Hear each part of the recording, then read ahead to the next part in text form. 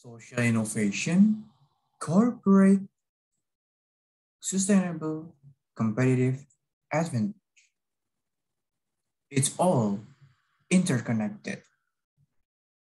But how it can be?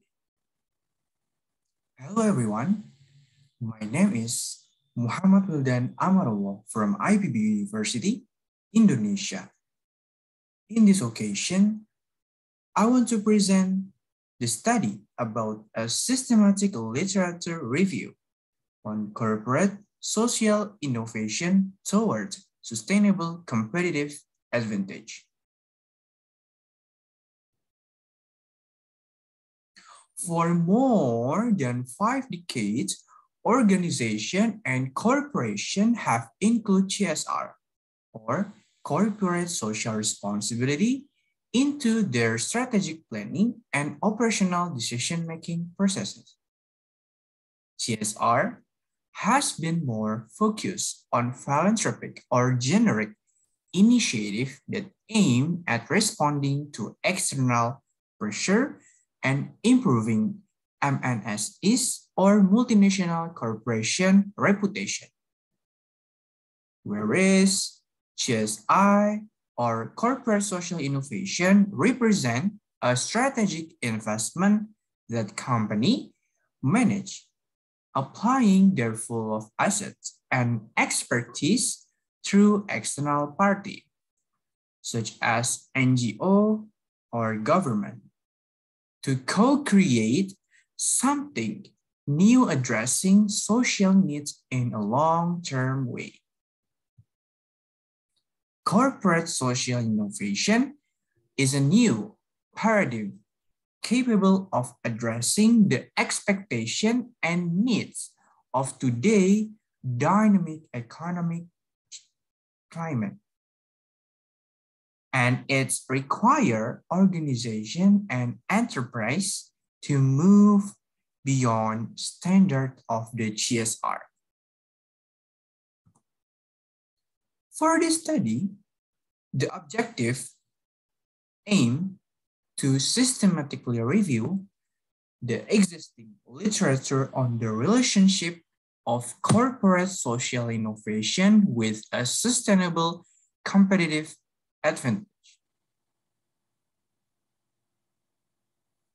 For the method, the study used a systematic literature review, or SLR, and the SLR was conducted for the relevant research papers on journal indexed by Scopus, which were published from 215 until 221.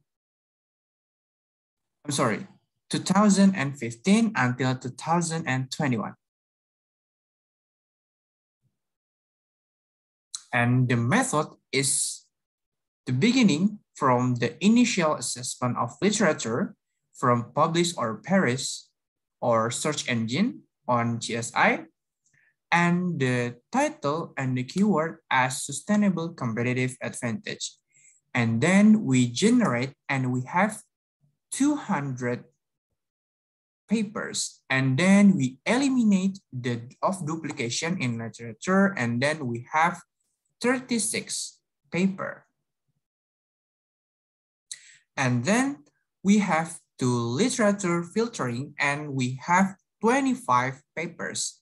We divide the theoretical literature and the empirical literature, and then we accumulate the result and discussion into the conclusion.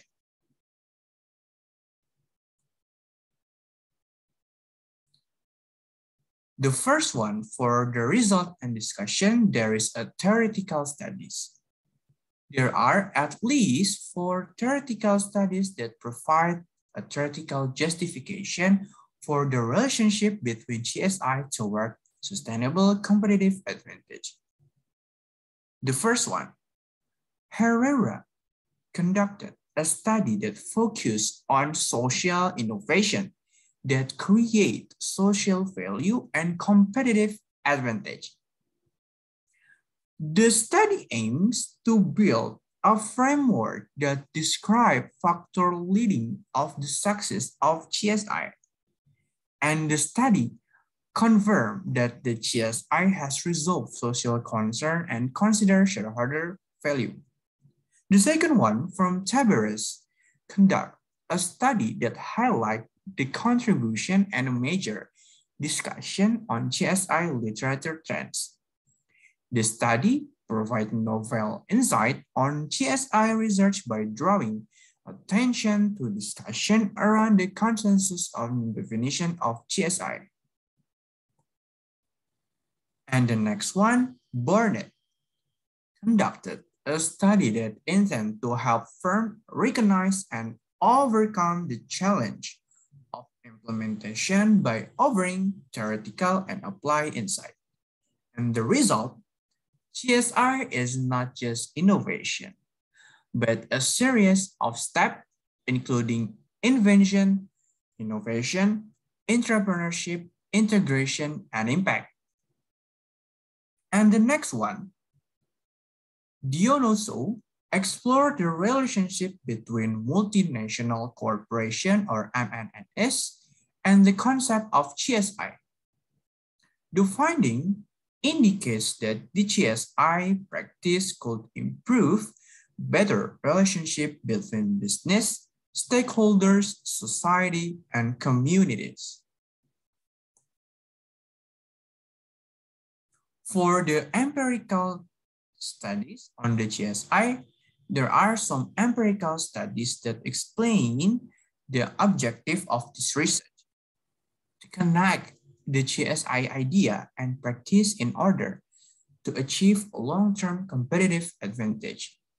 The first one, Gaffney conduct the study which result that GSI has 4 key methods, namely corporate philanthropy, corporate social responsibility, shared value creation, advocacy, and public policy.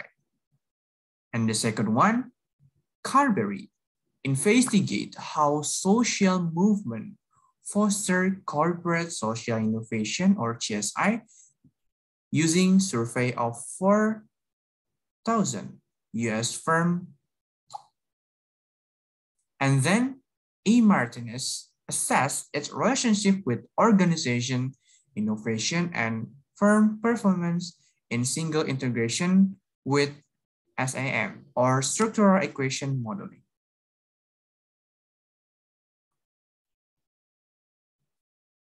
So in this study, we have the conclusion. In this context, GSR is created in order to meet the following characteristics. Based on the above, on the definition and the finding of the ensuing case study. First one, it must be implemented in a firm that sells goods and services for profit.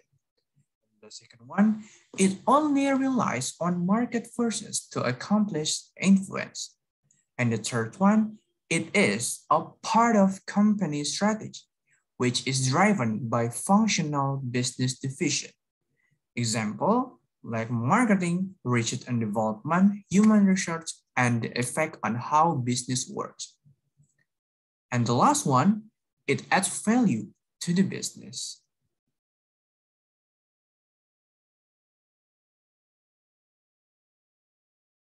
I would like to say thank you for watching my presentation. Any suggestions and feedback are open. Thank you once again and stay healthy. See you.